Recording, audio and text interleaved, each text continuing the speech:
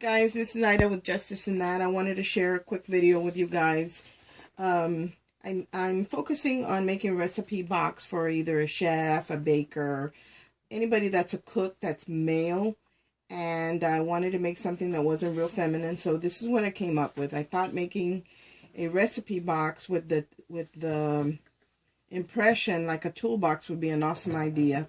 And I really like the way it turned out. This is an all wood box. The only thing that's not wood is the easel part, which is made with heavy card chipboard. Other than that, everything else is wood or metal. On the front here, I wrote the word recipes with just a bunch of nuts and bolts and chain. And I used an S-link for the S.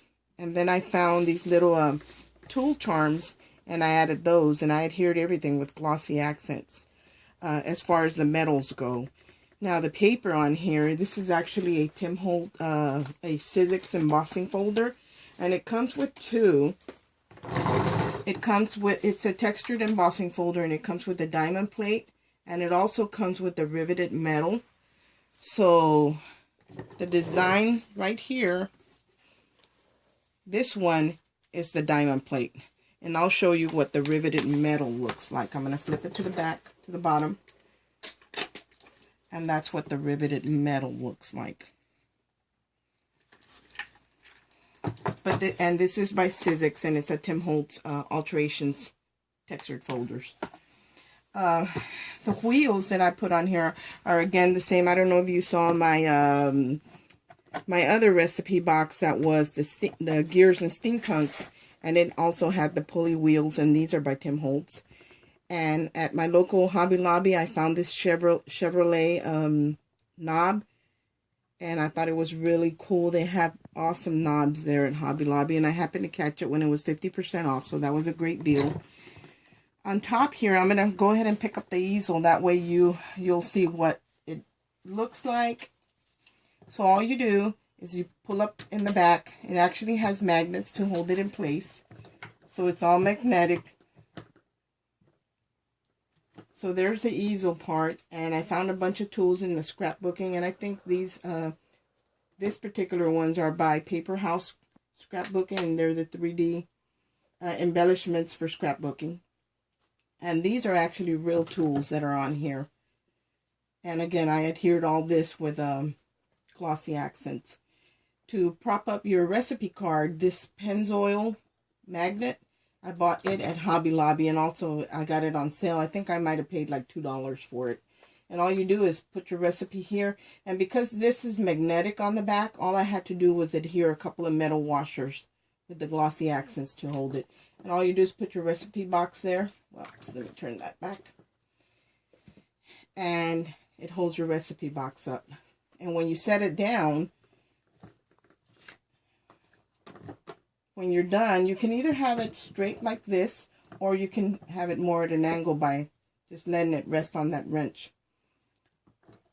The metal here is what holds down the box. There's magnets on the bottom of this on either side. Actually, one here, and one here. You can't see them. They're under the paper, but you see the indentations. And then they adhere to these metal tools. And the same thing on the back. I got a wrench and a washer.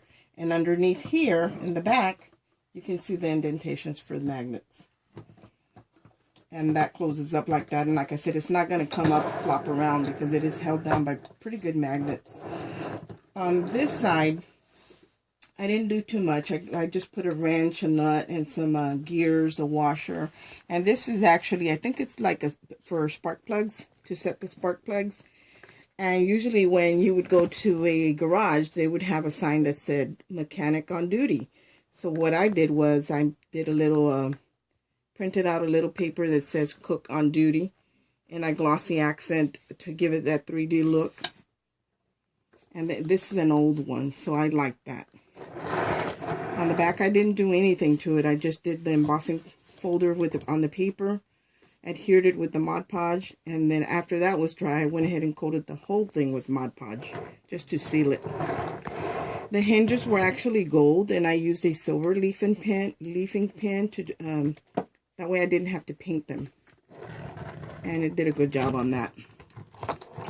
On the side here, I actually bought some chains, and I used a couple different chains.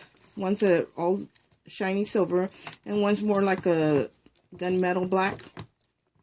And all I did was on a bunch of jump rings, and these are kind of heavy duty jump rings. I adhered some washers, a butterfly nut,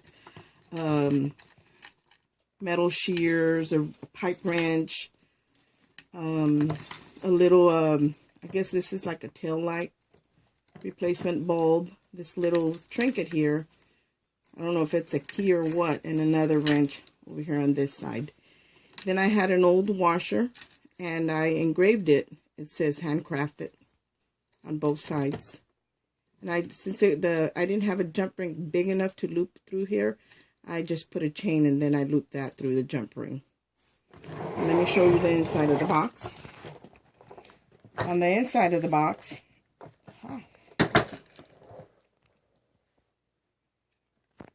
I had this paper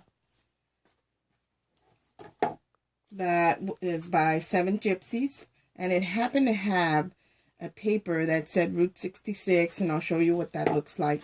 And it had like a handwritten recipe on it, and it was perfect for this box. A couple of scraps there, but that's what the paper looks like.